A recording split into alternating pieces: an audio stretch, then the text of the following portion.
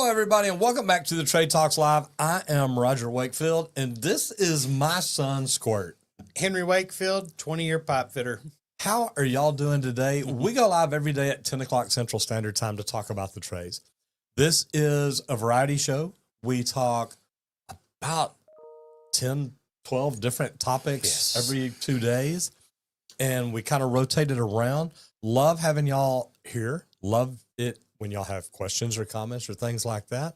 But just want to let y'all know, look, this is what we do. And if you've ever got any ideas or you're like, hey, look, there's some things I wish y'all would talk about or something like that, I'd love to hear it. I would love to know what you see, what you think's going on, or just your feedback based on what all we talk about. Always.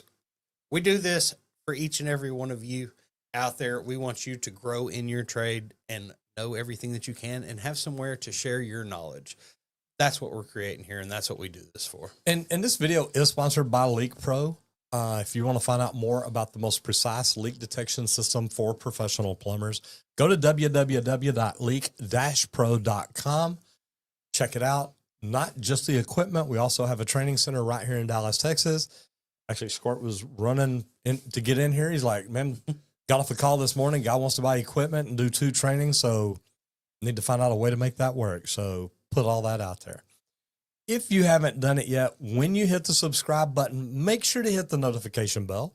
That way it gives you a gentle reminder to say, hey, look, getting ready to go live over on the Trade Talks. Now, we're going to go ahead and jump in and talk about national news because, and I'm going to use the word electrician, but it says there's an electrician shortage amid renewable energy expansion. There's a plumber shortage amid people needing to flush their toilets. There's an HVAC shortage amid people needing to cool down in the summertime and warm up in the wintertime. But we've been talking a lot about renewable energy. Yeah, like this, it's a big topic around the country, and that's why it keeps coming up in our talks, because it is top of mind, guys. This is what everybody's talking about. It's what everybody's aware of. It's what everybody's needing right now. And it's where we're moving towards. And it's a good thing. Renewable energy is huge. Lots of savings there. EV vehicles, we know they're coming. They're pushing. More manufacturers are making them now. So there's this big push for the infrastructure to be brought up for some of these renewable energies for like EV vehicles and things like that. I'll tell you what, the cool thing about stuff like this is, guys, the world's going to keep changing. It's going to keep going greener. I became a lead AP, got in 2009, so 16 years ago. And it's all about building greener buildings, building buildings that use less energy, that use less water, that use less fossil fuel getting to work. I mean, lead AP buildings have to have bicycle stands out front because some people ride their bicycles to work. And then if they got bicycle stands out front, they have to have a shower right inside so the people that do ride in and get sweaty can come in, take a shower, and get ready for work. Man, not a bad deal. I live a mile away. I ought to get me a bicycle, but I want an electric one. Hey, that's cheating. I'll let you borrow my road bicycle. There you go. No problem. There you go. Oh, I got one of those somewhere in the garage. But the cool thing about stuff like this is the Inflation Reduction Act has increased demand for energy efficient retrofits. This is big because this is going to further strain the workforce in the trades, meaning we need more tradespeople. I think I've been saying that for a little while. Just for a few years or so. Well, it's funny because that's why Dr. Phil had me on. He's like, hey, you talk about this all the time. I said, no. And we get in, he starts pulling up numbers. I'm like, dude, those are my numbers. He's like, I know. Been watching you. But some states like Texas and Florida are offering fast track apprenticeship programs. Now, I hadn't heard of fast track apprenticeship programs here in Texas, but they're trying to speed it up. Not quite, but some of the, like we talk about a lot of times, if you go through a certified training center, that kind of speeds up the process. Speeds up the process of your master license. I think that's kind of what this is more talking about. But, you know, a lot of things that we talk about is training can be fast tracked really well now. It should be faster. That's it. With all the advancements in technology and the computers on our hips that we can pull up any information that we need to know right when we need to know it is huge. So we can really fast track a lot of these programs even more than we already are. And, you know, the part that I want to talk about here is, guys, this is going to lead to higher wages. And I've been saying this for years. If you're in the trades right now, you're learning, you're growing, your opportunities are going to be phenomenal, unless you're like me, where you're old and it's like, look, I'm looking at retirement. But somebody getting into the trades right now, and we're talking about electrical, and I understand that, and that's probably going to have more opportunities than plumbing and HVAC for stuff like this. But the opportunity is the people getting in the trades now are going to be the entrepreneurs in the near future. If you ever wanted to work for yourself, this is a great way to do it. You can become a multimillionaire working in the trades, and it doesn't take you too long to do it. It's one of the best job securities out there. I can remember before COVID and everything happening, one of the things this guy used to always tell me is, look, no computer will take a plumber's job. You will never get shut down because people have to have plumbing working all the time. We did not get shut down whatsoever. Okay. Being in the trades is huge. It gives you that great job security. And especially with the demand coming up so much, you're going to be locked into where you're at. No problems unless you want to go somewhere else. So it's huge. And the greater demand on electricians is going to be because what we need batteries, we need solar panels, we need, like you said, The EV charging stations, stuff like that's going to be huge. But here's what we got to look out for: overwork and burnout. Yep. Because if we don't start getting more people in the trades, it's not going to be good. That's it. Like, I used to work a lot of overtime, but you can only do it so long. Like, I used to do a lot of 712s. For me, 3.5 months is kind of the max at that point. Like, 3 months is the cap, but I'll give them an extra couple of weeks, sure, to help. But after 3.5 months, I'm ready to switch that up and get some of a break because it's needed. You do not want to overwork and burn out your guys. All right, so we're going to get into website design here, or website review, because and look, this is one of my favorites again. Rigid Tools. You know, ladies, marry a plumber, they work with Rigid Tools. A lot of people don't, but Rigid is it's a phenomenal brand, great tool, but you found a lot of cool stuff on our website. I did. You know, like, Rigid was one of the first ones that did the ProPress system. They've got so many different tools, parts, pieces to fit in those tight, compact spaces and things like that. Go through there and check out all the options. I can remember originally when it was just the big gun that you had to try to get it in all these places. It's like, well, I can't use it for this. I can't use it for that. They made all the advancements and cruised through, made all these little bitty pieces that you could put into different tight spaces. Their drain cleaning tools, though, they have such a variety in cameras. They've got some really good cameras. They've got some locator stuff. All sorts of different tools and things. Here's one thing. I love Rigid pipe wrenches.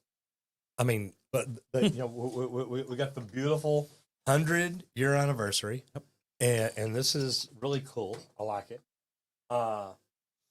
I had Tony in here the other day from Virginia, and he showed me a picture of his 75-year pipe wrench. Oh, yeah. And he actually used it out in the field all the time. I'm like, man, I ain't using this. I'm displaying this one. Not that I'm out in the field a lot anyway. But, you know, their warranties are fantastic. And their drain cleaning tools are great. But, you know, their pipe wrenches are what I always associate with as Rigid. And that was one of the problems I had when we got in the union and Local 100 and they give you a tool bag. It's like, wait, why'd y'all give us this Chinese pipe wrench? I was lucky. I was working for one of the companies that actually gave us Rigid. Pretty cool. There wasn't a lot of them, but luckily I was working in semiconductor at the time. So those companies had a little bit more, so weren't too scared to give us some good stuff. And Randy laughs at me because, you know, we were doing a deal the other day about tools and what tools you need. And I mean, I've got a pair of Rigid 20 cutters I've probably had for 45 years. Back when I started, it's probably one of the first pair that I bought. And I've got a pair of finger cutters and 10s and 15s. And it's just, it kind of works. I was going to say, mine last forever. I just changed the wheel and that's it. And I've dropped them. They have been through life for sure, and they still cut all the time. I want to say a hello to Wendy Moros, is once certified. What does continuing education look like? Are there additional requirements for hours once you've taken required training? Wendy, it depends on what state you're in and what the requirements are in those states. In Texas, once you're a licensed apprentice, getting ready to take the journeyman exam, and once you're a journeyman, you have to take continuing education every year. So big deal there. Halgamer says, what can I do to stand out as an apprentice candidate in a competitive limited spots environment? Man, be better than everybody else. Come in, be coachable, be willing to learn, be willing to try new things. The most important is come in with a positive attitude. And if you give me an apprentice that has a positive attitude, he wants to learn and he's willing to learn and he'll try the things I tell him, I'll take 100 of those every day because I can do things with them. And I used to take a good apprentice, teach them a specialty like laying out, setting anchors, putting copper lines together, soldering, whatever it is. I would teach them little bits of the process. And then I could work multiple apprentices. You go through and drill the anchors. You go through and set the bottom pipe. I'll come through and stack it out. You come through and run the water. Whatever it is that we did, we always found a way to do it. But you give me that positive mindset, the person that's ready to go, ready to grow, it's big. And talk about ready to grow, let's talk about business growth. That's it. How to market your trades business in 2025. This is something this whole pipe fitter is starting to learn a lot lately. And I've been involved with a lot of things. But marketing isn't just for big companies. Small trades businesses must promote themselves to stand out. Word of mouth is great. Actually, I was on the phone with a guy this morning. We were talking about this. And he's like, well, this person may not need it. I said, no, we will get on with you and discuss this with you personally because you're the owner of the company. Well, I'm just learning this. Then this is a great opportunity because I'm actually learning some good tools to help market our businesses and not just use word of mouth because we do need a little more nowadays because there's so many people in this world now. And I'll tell you what, when it comes to marketing a business, that's why I started doing what I did. Okay, I'm here on YouTube because I got tired of getting ripped off by marketing companies. And I said this earlier in the week. I used to tell people, imagine driving on the road and throwing $47,000 cash out the window and knowing that when you get to your office, your phone's not going to ring. That's what it was like for me. And I decided to learn social media because that's something that I could control. Now that I'm learning social media, I'm looking at the ads. I'm looking at the Google business page. And I know we've got his Google My Business, Google business page, I think is what it's called now. But you want that set up, optimized, and you want to get in there and add to it every day. Add a photo, add a video, add something. The reason being is Google sees that you're active, that you're talking to people. You're doing it by updating your content, but they understand, look, you're trying to stay relevant, so they want to put you in front of other people. Now, when it comes to social media, the before and after photos, I think, are one of the best things you can do to showcase your work. Yes. It's big. It is. It's been growing more and more. It appeals to the eyes, and that ties to a lot of people's hearts because then it's like, oh my gosh, they did that. That What could have could they been do my to my place. house? Yeah. Yeah. Like that could have been my. But look, that looks similar to mine, but they turned it into that. Oh my goodness! Teach these things. Put it out there. Show people. That's how you start to get that phone to start ringing on its own because everybody's like, well, wait, yeah, I saw this video of y'all doing this. Could y'all come look at my place and check it out? And it'll create some new opportunities. And another thing, another great thing to do is client follow-ups. And remember, guys, it's not just about following up. It's about following through. If you tell a client, hey, I'm going to call you on a week and check on you and see how you're doing. And you don't call, guess what? You got a problem because now they're like, okay, he doesn't do what he says. And Randy said, look, we're working on CRMs. We've got a lot of automation processes built into what we do now. And we do it through a product called Go High Level. But the whole thing is we've put together people that help set this up and automate it for you. And that's what we're doing for us. Setting things up to where it automatically talks to people. It automatically messages them.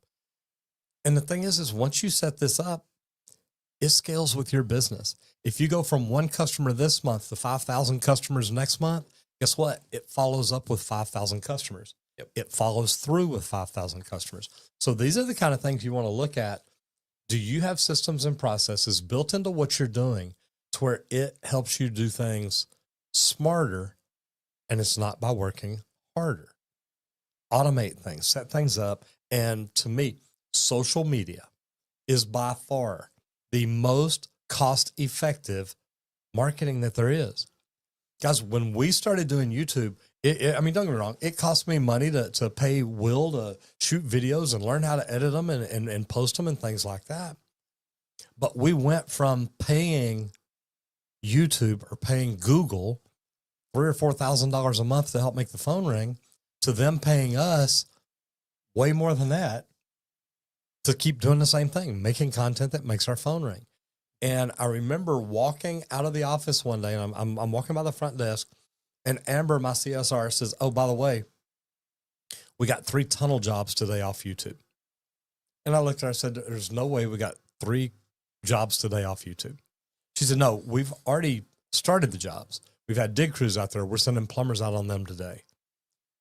Guys, those jobs are anywhere from $500 to $100,000 or $5,000 to $100,000 jobs.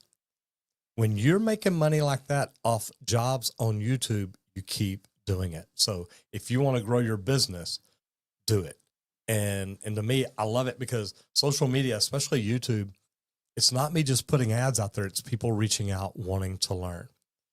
Let's talk about service work. I mean, we're going to talk about finding hidden water. We are, and there's multiple tools out there and more advancements happening all the time. But water damage, it's a silent killer to your home. If it goes on without being noticed or detected, it can really damage your largest investment, your home. And that's not good. Nobody wants their home to go down. Really good leak detectors. There's Leak Pro, an acoustical leak detection device. We just listen to everything. But there's other things, like a lot of people ask me about in-walls, things like that. For in-walls, I'd go with a thermal imaging camera. If it's hot or cold, it's going to create some sort of temperature difference on that wall if the wall's not wet, and you can find it that way. But then, like, there's smart water monitors, and these are something that I really like. You put it in different places, and if it gets wet, it sends a signal, says, "Hey, there's water here, and there's not supposed to be water here." Like the bottom of your water heater pan. Something like that. Behind your washing machine. Behind your washing machine. In case your hose is ruptured. Your refrigerators, under your sinks, different things, just these different spots. It's not going to get the ones under your home necessarily, but you can install smart valves that actually maintain flow that will make you aware that you've got leaks under there that you can't see also. Well, and it's not that they maintain flow. When the water keeps moving, they keep turning. They won't stop. Yep. And it's neat because a lot of these new water meters have stuff like this already on there. And understanding that there's multiple things to do it. I remember we had a banner made whenever I owned Texas Green Plumbing, and it said 1 out of 10 homes have leaks.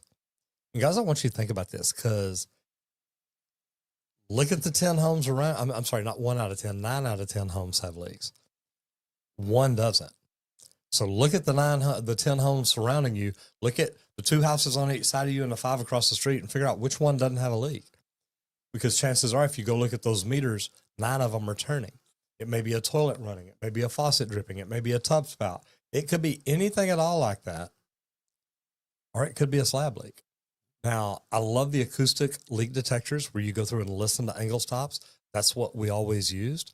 But I also, the one that you don't have on here was the ultrasonic, that whenever we had a leak on an oxygen line at Medical City Hospital when we were building it, and it was pre-built, so it wasn't like we were leaking oxygen in the air, but that is the only tool that was able to find it because it was in a sleeved piece of pipe, but it was still screaming, making that noise that it does. So the cool thing about it is there's a lot of different tools out there that you can use.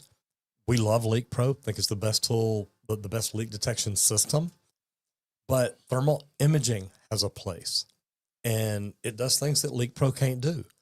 What's the one I just said? Oh, ultrasonic. Ultrasonic. The ultrasonic, man, my mind's running. The ultrasonic does things that Leak Pro can't do. So there's a lot of different systems and tools out there. Find a system that you like. Find one that, and we used to work with a tool that actually hooked up by your meter. It had a cell phone, so it communicated through cellular connection. You didn't have to worry about your Wi-Fi going down. It ran off a battery, so you didn't have to worry about your power. And it had a button where literally you could press the button and turn the water off, because there was an actuator that went to or a control off of it that went to an actuator on a valve where you could turn the water off. So doing research to find out what you think is going to be best for you is huge. Because leaks are out there. And if it gets to the point that it's damaging your home, damaging your foundation, they can be very, very costly. So you want to make sure you're doing everything you can to get ahead of them and not let stuff like that happen. Yeah. All right. Materials, equipment, and technology, or materials, equipment, tools. Tools, materials, and equipment, technology, and I throw technology in there me. But the best workwear. Now, this is neat because there are so many good brands. When I'm working in the field, I wear Wrangler jeans. I have people ask me about my shirts all the time. They're Wrangler shirts. When I'm wearing my soft jeans, I wear Harley Davidson, but I ride. But there's brands out there designing apparel just for work people. There is. Like I can remember back, I used to put on the bibs and the Carhartt jacket and go out and work in the cold and all this big bulky stuff. You could barely move. But it felt good. And then Under Armour started making super thermal leggings, tops. I could put that on, put my jeans on, throw a hoodie on, and go out there and be able to move and do my job because of advancements in workwear. These things are huge, and it's getting lighter, softer, to where you can actually move your body around still. It's not as big, bulky anymore. Keeps you just as warm. That's for the cold climates. Then you got the hot.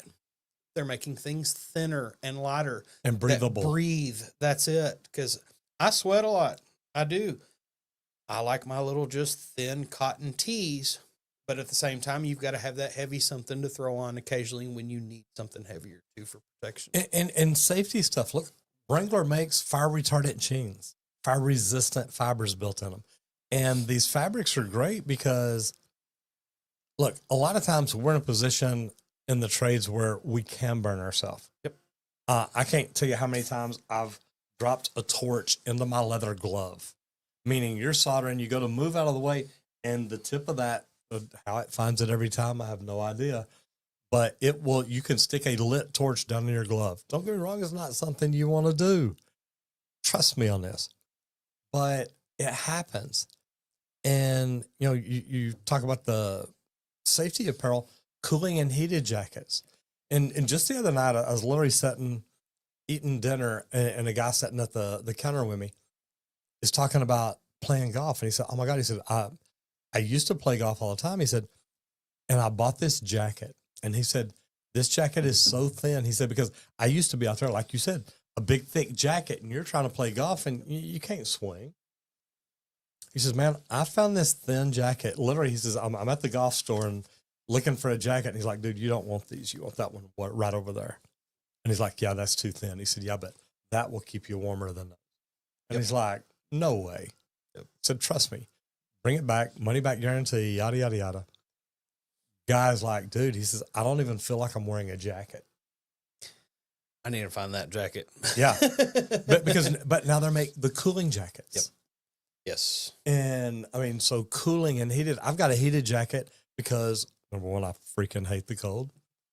But number two, if I get on a motorcycle, which I don't when it's under 70, But if I get on a motorcycle and it's cold, but I mean, even when it's icy outside or snowy outside, people laugh at me. I'll put on my heated jacket and I'm like, I don't care. I'm warm. I ain't even worried about it.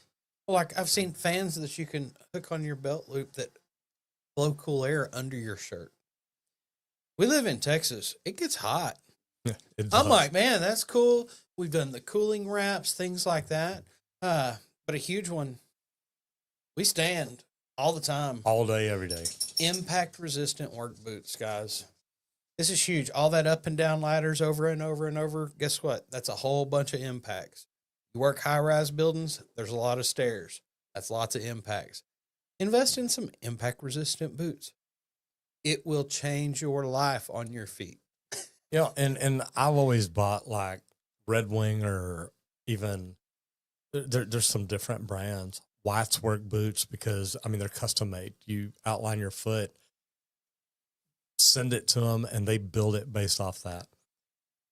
Red Wing, you go and you stand up on their equipment, you slide your foot back, and they look at it and they're like, "Hey, here's what you need."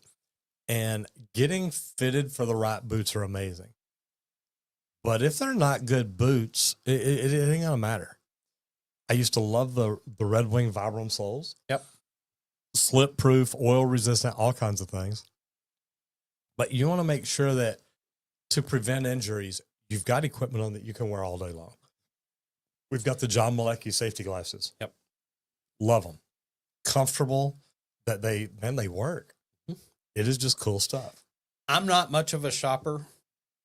The one thing I will go in and spend 2.5 hours shopping for is my work boots. It is the one thing I never rush through that shopping. And I'm that way on just my normal tennis shoes. Yep. I get it. I want to know.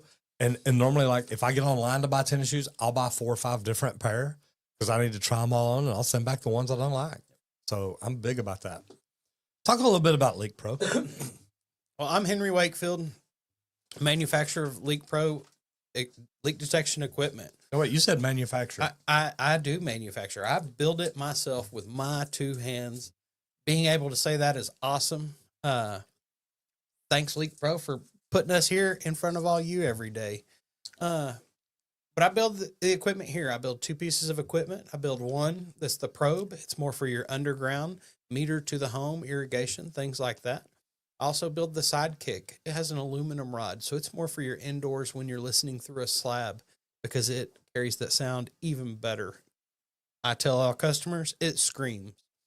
They really understand it once they get their kits in and they're like, hey, this really does scream. Okay, it does make a difference. I said, yeah, it's what kind of removes the layer of the concrete so that you can listen for your. We also do a training here just outside of Dallas, Texas. It's a 2-day training. I teach you how to locate lines, locate leaks, pinpoint locate those leaks. I've got 11 leaks under a slab. I've got 1 outside of the slab itself. Day 2, we do some marketing, look at your website, things like that, see how it's doing, how it's performing in your area. But then also we do a sewer isolation training where you can learn how to isolate branch lines from the double clean out outside of any home to determine exactly where a leak is in a sewer system. If you want to find out more, visit www.leak-pro.com. You can book me for a call on there, or if you just want to not book and spend the time doing that, give me a call at 1-8888-LEAK-PRO. Yeah, Lori McNeil's laughing because I've got a heated jacket. She lives up in Cove, Oregon, way up northwest, and it's like, y'all are nuts. Red Wing and White Boots are both great, absolutely. And quality gear makes a huge difference. Look, Randy and I are the same. When it comes to work boots, when it comes to workwear, when it comes to anything like that, we want the very best. And if you're not, I mean, if you're just starting out, I get it. I remember going to Wally World to buy my first pair of boots. $30. Great. I was able to walk on a job site. I still buy Brahmas to walk a job if it's a steel toe requirement. And I quit wearing steel toes because I wasn't moving pipe anymore. I became an estimator. I got a pair of just cheap Brahmas just for job walks. I still did Red Wings. It meets the safety protocols for on the fly out in the middle of nowhere sometimes. All right, MEP, we're going to talk about building off from automation systems. And of course, we both really learned about building automation from Brown Engineering where we worked. But building information technology is crazy. Everything is advancing. Buildings are getting smarter, just like all of our technology is. And it's huge. So that's what the big increase is for more building automations, because everybody's making a smart device for every different trade. Why? Because you have constant monitoring then. Things like this. It's all safety reasons. But if you've got something that's automatically doing that, you know what problems you have when they arise, because it's going to send you a notification. And I love this because BIM, building information modeling. And I remember talking to John Trumbull, and he's like, Roger, we can literally walk through a building. We can grab a thermostat, take it off, put a different thermostat up in building information modeling, and then run it through a program to see how does it respond. And everything has a number, like even the windows has an SRI number, solar reflective interface or something. And there's different levels of the solar reflectiveness of glass and the roofs and stuff like that. A white roof. Why you build it? Because it reflects the solar. It makes it go away. It doesn't absorb the heat. So there's so many different things that you can literally go through and do this, but it all comes down to energy efficiency. Yep. And how can we build buildings more energy efficient? And building information modeling, building automation systems. Imagine if you had blinds that when the sun started coming down, the blinds started coming down to help block out the sun. It keeps your AC from kicking in to run more to keep the building cooler. Your blinds help control that. The Walmart up in McKinney has sunlights that, when the sun reaches a certain spot, it's enough to light up the building. It turns off the lights automatically based on how bright it is in there. Yeah, I was going to say, you've got timers, you've got dimmers, you've got sensors everywhere. HVAC checks the outdoor temperature so it knows when to adjust extra inside, because it knows what the temperature is outside. They used to not know these things all the time. There weren't extra sensors that we put into systems. We go through the extra steps now. Smart windows are huge. That was something that I was super intrigued in, because I'm kind of ginger, so my eyes are kind of sensitive to the sunlight. Automatically darkening safety glasses, things like that, transitions. I loved that because for me, it was great for my eyes and who I am. So I'm going to be looking into some of these smart windows. And the cool thing is with remote monitoring, if you're a mechanical contractor and you've got remote monitoring set up on a building, you set it up so they can monitor it. So they can literally sit in their office. If you're doing fresh air intake, you've got things like that. Well, if it's too cold outside, you may not want to bring fresh air intake in. You may want to recirculate the air. But all this can be monitored remotely. And you can also set off triggers and alarms to where the building manager gets notifications. But also, you may, as the mechanical contractor, you may get notifications to say, hey, the filter, the fans are working too hard. The filters need to be changed. Now you reach out to them and say, Henry, hey, we just noticed that your filters, you've got some that are starting to slow down the fans a little bit. Would you like us to go ahead and schedule a maintenance? Yes. One of the huge ones, data centers. Mm-hmm. They will monitor. I was working at one place and the temperature of the chilled water changed 1 degree, and they're calling, hey, this Need changed a degree. This cannot happen, because they had a requirement. So they paid somebody to sit there and watch the temperature of the water all day long. 1 degree movement, the phones were ringing instantly, because they did not need that data center going down. Building engineers are great about this. They understand it. They know what they're talking about. They know what they're doing. It is where the work is. Now, we just talked about data center construction, and it's funny because I just talked to a superintendent from TD Mechanical yesterday. They're building 3 megawatt data centers. Yep. That's how they're sized, I guess, how much juice they can pull out. he knows of another place where they're building like 10, 20 megawatt data centers. I mean, guys, data is it's the most expensive information out there right now. Because with people's data, you can learn habits, you can learn what they're thinking, you can learn what they're doing. And it's big. It's huge. Running some ads, the data is what, like I had a guy call. He's like, no, you just started showing up on Facebook. I started talking about leak detection and Leak Pro popped up. That data is what it was paying attention to. And it's like, oh, that's what you need. Here's what I have to offer you that might help you in your situation. So the more data centers we build, the more data we have to make life easier. And that's why we build more and more of these. I've been involved in quite a few builds myself. It keeps the trades busy. And with all the data that's coming and what else we're going to need to store, it's going to keep us trades guys busy for a long time. So, and I love this because I just explain to everybody, how long have you been working on Facebook ads? I know that's not where we're at right now. 6 weeks. But yeah, I think in 6 weeks. And you've already made sales off of it. I've made sales off of it already, which covered me being able to play with these ads and figure them out. And that's great. That's what I started asking for, that feedback instantly so that I could know, is what I'm doing working or not? And I'm already getting feedback. It really is. So that's huge. So Google, Amazon, and Microsoft are building their own data centers at record rates. They cannot get enough property. They just want to keep growing. But the opportunities for tradespeople, electricians, Big. Huge. Okay. Electricians, I mean, these data centers, there's billions of wires. They're pulling wires all day, every day to all these different crack units. HVAC techs. HVAC techs. This is covering your sheet metal guys, your pipe fitters, your welders. All of them are included in this because you're going to have all these units throughout this whole data center, because all that equipment running in one space, everything gets hot. So the key to a data center running smoothly is how cool can you keep the equipment? And guys, it's freaking cold. I'm just going to tell you, I've been in them. I've worked in them. I've built them. So the next trade, plumbers. Yep. Because you need that water cooling system.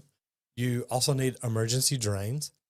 You need emergency drains that aren't going to affect the humidity, that aren't going to affect the temperature.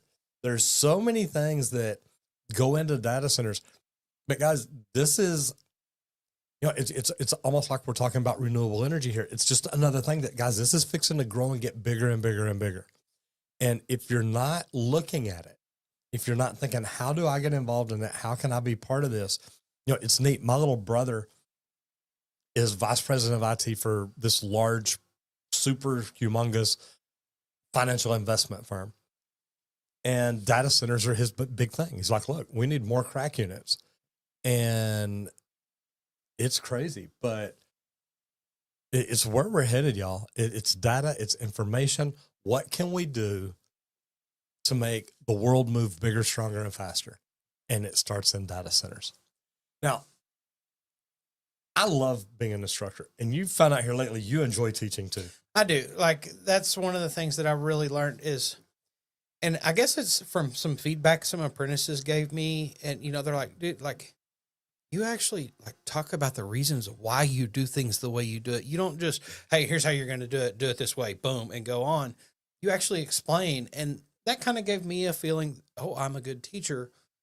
But then I started to see those guys use the things I taught them. And it's like, ooh, I like teaching people how to do things. And that really led me to wanting to instruct here at Leak Pro. It's really funny because remember when Rick's Burgers was right around the corner from the Union Hall? I got asked to go eat lunch over there one day during a plumber's continuing ed. And we go over and we sat down and order, and it's just me and the instructor. And he was also involved in the training center. And he said, look, I'd like to talk to you about being an instructor. I said, why? He said, man, the apprentices you work with are doing well. And they're on your job, and they come in here and they talk about the way you teach and what you teach them and things like that. And they're literally the ones that we're looking at for Apprentice of the Year. Would you like to be an instructor? I'm like, well, I've never been an instructor. That's okay. We'll invest in you. Yeah, he has. We'll say, yeah. Your He whole just life. didn't know it. Yeah, your whole life.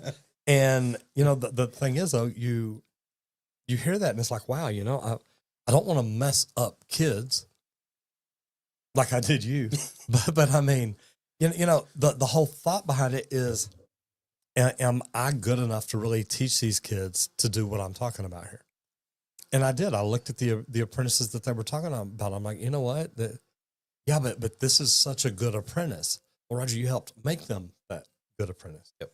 And you don't see it that way. But it was really neat because I did that. They sent me through the TEACS program, then part of the instructor training program. And it's like, okay, this is really neat stuff. And we talk all the time, Randy and I do, about we need more apprentices in the trades. We need more people in the trades. But older tradespeople are retiring.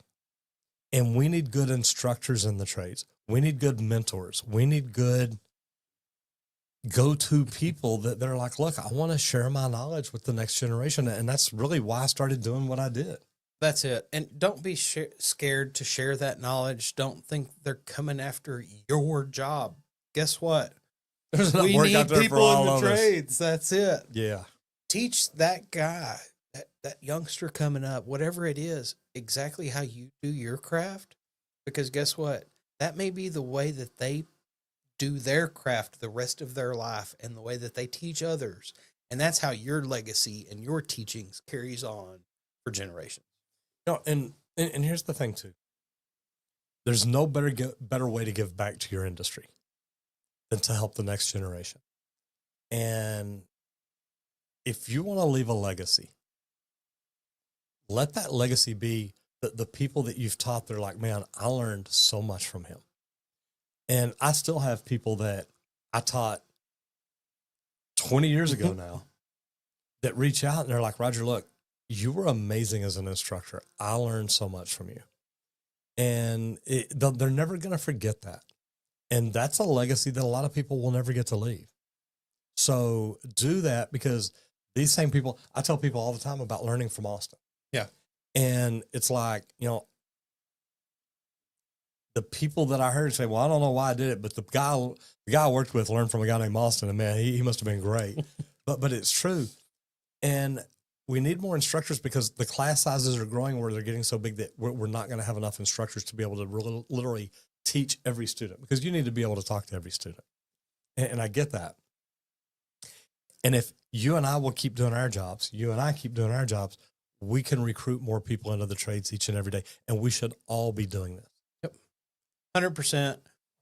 Put in the good work, teach them how to put in the good work. That's going to get us all paid more. That's going to keep us working longer. And there's plenty of work out there for us. Bring in more. We can put more out. We can build enough, I promise. But we've got to have the guys there to do it.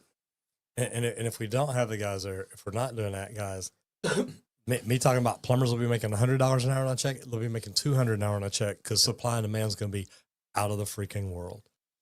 Specialty, the future of copper. Now, look, people ask me all the time about, well, is PEX better than copper? Is Uponor better than copper? Man, look, I love copper. I'm a dinosaur. I don't care. Get on my back, ride me. It is what it is. I think copper is going to be around forever. But go ahead and let me hear your results, because I'm gonna. So the PEX versus copper debate. Okay. PEX is cheaper. Okay. Yes.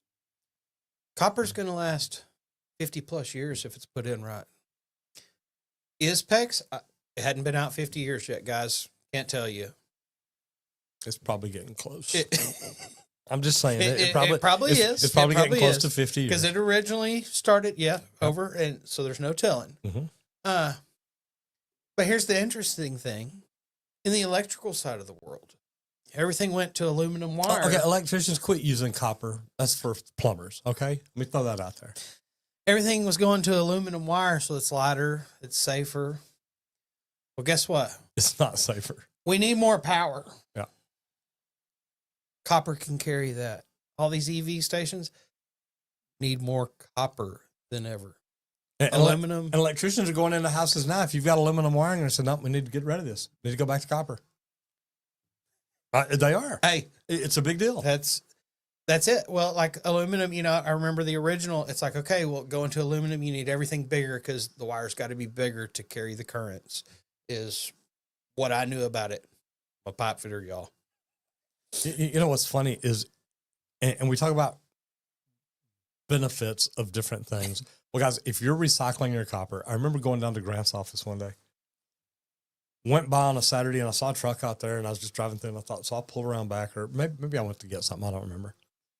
But one of these guys is back there and he's got about 6 different big trash cans in the back of a truck and he is separating the copper. So they just bring copper, drop it in, and he's in there cutting the solder pieces off, the brass piece, the used, the new.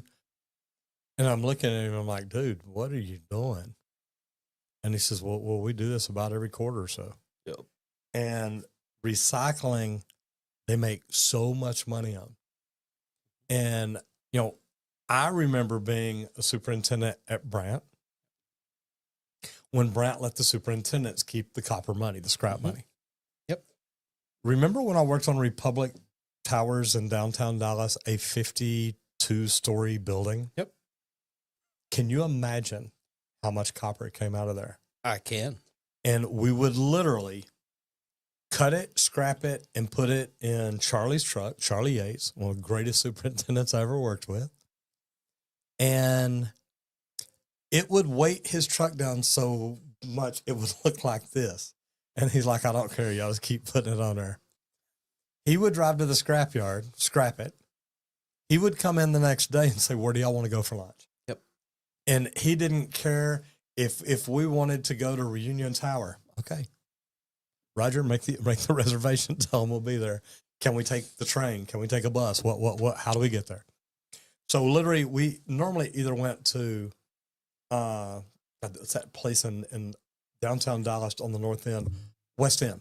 Yep. We'd normally go down to West End. So like Spaghetti Warehouse. Mm-hmm. God, there was Chewy's that was down there. Hard Rock. We'd pick places like that.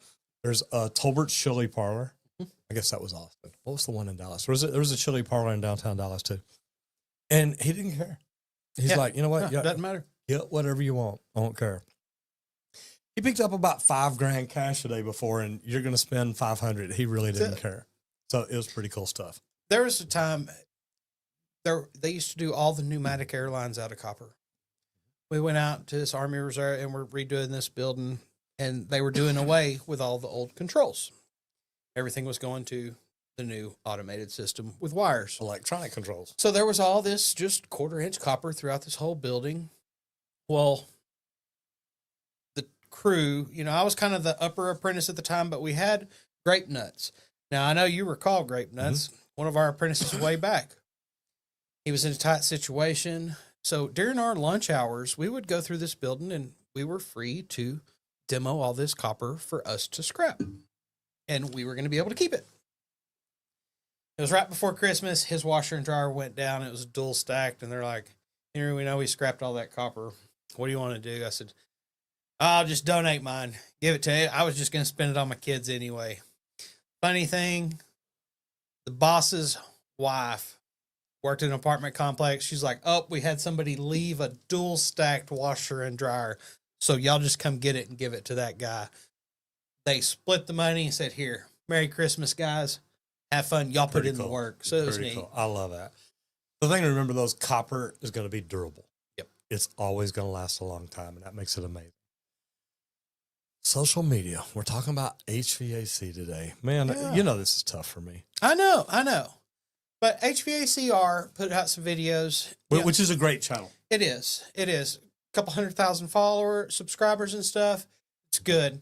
How to diagnose a failing compressor. He goes in, tears into it, shows you exactly how to do it, but he also gives you tips on early warning signs to keep an eye out for one that's going to be going bad, things like that. This is huge. Social media is big. Most people watch it to learn something or to get some entertainment. Videos like this, where you're really teaching somebody prevention, which is something that we like to teach here. How do you prevent issues from even happening? How do you catch this before you're completely out of an air conditioning system in the middle of summer? Looking at some of these early warning signs is huge and beneficial. You know, I like that because we started YouTube to teach people how to fix their own plumbing. Understanding that if I showed them how to clean a cooling tower, they're going to be like, why are you doing that? Okay. If I show them how to install a water heater, if I show them how to do leak detection and they don't have the equipment, but I still wanted to show them the right way to do it. That way they understood, look, Roger knows what he's talking about. Yep. And it worked. But there's little tricks like this. And I hate to use tricks because it's not a shortcut. It's not a scam.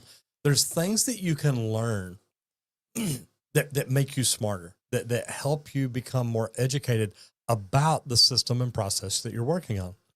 And if you look at that and you literally get to think about it, and it's like, okay, how do we do this better?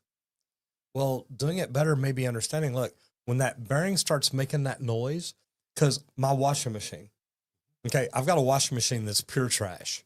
It's Samsung. It sucks. And I've had nothing but problems with it. But I paid about $4,000 for the complete set. And they sent a repair person out. It's like, yeah, you're just better replace it. Why? Well, that bearing is hard to replace. Okay, then why did they design it this way? Well, just, it is what it is. And my thought is, I knew it was making noises before, but it really didn't matter because they couldn't. It'd have been just as much to change it then. So, the things that we run into is, if there's things that I know about plumbing, there's this trick here. If you'll test the voltage across this, it could tell you this on a water heater. Great things to know. It works. Like I was going to say, one of the things we were just talking about a few minutes ago was passing on your knowledge. Social media is one of the best places to pass on the best tricks that you've learned in your trade, different ways to do things, something nobody else thinks of. Put it on social media and show some people. Using a balloon as a test ball to hold water back, completely abnormal. We did it. Everybody loved it. Why? Because it still did the job. Now, it's not the normal way you're going to do it. No. But some of those out-of-the-box ideas do really well on social media. And it's great to get that knowledge out there for somebody that's in a pickle that happens to have a balloon. You never know. If you got a balloon but not a test ball, I want to talk to you if you're a plumber. I mean, I'm going to throw it. Well, yeah, I carry balloons with me everywhere I go. I want to talk to you. They could be a clown as their side job. It's worked well for us, hasn't it? Sure has. Okay, so we use social media to grow our business. What are great ways for HVAC technicians to use social to grow theirs? So just like you did to do plumbing, teach people how to do some of the small things themselves, how to kind of do some small troubleshooting, how to change out their air filters and check them if they're good or not. How to set an alarm on their phone so they do that every month. That's it. Some of these small, simple things. And I'm bad about that too, y'all. I ain't just making fun of you. I say it because I know. That's it. But anything to protect most people's biggest investment, their homes. That's huge information to put out there. And it's really going to help them. And that's what grows that connection with that person. And the connections is what makes you grow on socials. Connecting. That's what it's all about. Mm-hmm. All right. Best new tool for HVAC for 2020. Wireless manifold gauges with real-time diagnostics. You hook that up, it's a computer that's going to read everything. It's going to tell you. I hope that it screams and hollers and says, hey, fix this, replace this part. It'll be coming in the future, I'm sure. We ought to order one of those. Okay. I mean, yeah. Look, I love it. And, my thought is, if we've got systems and processes like this, if we could make the wireless manifold gauges talk to the thermostat, we could make it self-diagnosing. Yep. Like I talked a couple of days ago about superheat and supercool. you also put remote temperature sensors on there. Mhm. Now you've got everything that the HVAC technician comes out and does. So there's good stuff going on there. And I guess I didn't even see it.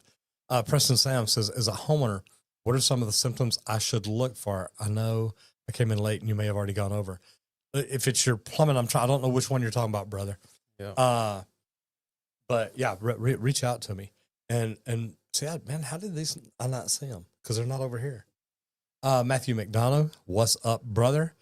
Says, I can't wait to get my time in order. Can't wait to get my time in order. Oh yeah, I wanted to come out for some training, dude. Come on, you're gonna love it. We're gonna have fun. And Preston, if you're still in here, Bubba, put down in there what part it is you're talking about. But and we talked about a lot of stuff. I don't know how I saw Lori's, but I didn't see those because I thought it was just that to that. Yeah. But my thought is, if we can do the wireless manifold gauges, you can also do the wireless temperature transmitters. And I know that because they're already out. Yep. You just need some you can strap onto the outside of the copper lines like that, or set a thermal well in it. Yep. And that way you're like, you get exact temperatures. But guys, this is where we're headed. And I love the fact that AI is not going to take over our work. But you give me wireless gauges and you give me wireless temperature transmitters. And I know people that can write an AI code will say, hey, with these 4 things right here, what's wrong with this unit? That's right. And it'll tell me. But here's the thing. Become the technician that learns to use AI better than anybody else. And I had this conversation with my management company out of Hollywood yesterday. We had a meeting yesterday afternoon. And that was a big deal. Is one of the girls speaks up and says, look, AI is never going to take your job, but mine I'm worried about. I'm like, girl, don't worry about your job.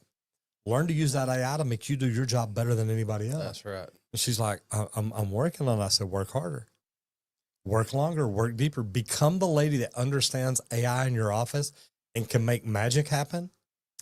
AI is a tool. Okay. It's not here to take over. Now, Well, we don't know that yet. It's going to seem like it's taken over because everybody's using it. It is the new thing. It is advancing so fast and it is getting so much better so quick. It can do a lot of things. Learn how to use that tool to your advantage. I talk to AI quite a bit myself, doing a lot of things that we do here. I like this. John D says, I'm fairly competent with simple plumbing and electrical projects. Want to add a booster pump and an on-demand electric heater to my manufactured home. Is there anything to look out for? John, I don't do a lot with this, but get online, check it out, see what all you can find. YouTube is a great place to go ask stuff like that. So he just had a foundation lift in North Texas. Plumber out for a water test, 100% using social media recommendations and reviews to pick a plumber for the sewer scope detection, just a homeowner. Michael, thank you, man. I appreciate that. You know, guys, AI is what you make it. If you make it your biggest asset, it will help you do your job better, no matter what you're doing. I use it in plumbing all the time now. I ask it questions. I ask it for ideas. Remember that this video is sponsored by Leak Pro. If you want to learn about the most precise leak detection system for professional plumbers, go to www.leak-pro.com. Check it out. And if you've never done leak detection before, check out the training. Call 1-8888-LEAK-PRO, talk to Squirt, and he can teach you about what it takes to get in, get trained to where you know how to do what you're doing.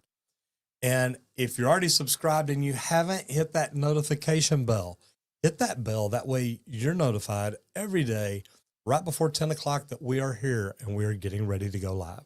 So thank you very much for being here. We appreciate y'all more than you'll ever know. This is why we do what we do. Thanks for showing up, and I expect to see you here tomorrow. All right. Colton, thank you, sir. Have a great day.